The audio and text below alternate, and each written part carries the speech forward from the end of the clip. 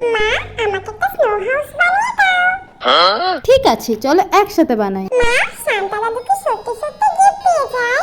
এত তাহলে এবারও ক্রিসমাসের আগের দিন আমি বালিশের পাশে আমার একটা নজর রাখবো।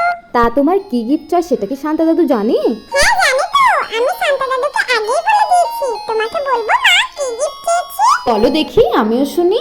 আমি সান্তা দাদুকে বলেছি যে আমাকে একটা যেন তাবু ঘর দেয়, টেন্ট হাউস। কেন? আমি যে এই এত কষ্ট করে তোমার জন্য একটা স্নো হাউস বানাচ্ছি, এটাতে কে থাকবে শুনি?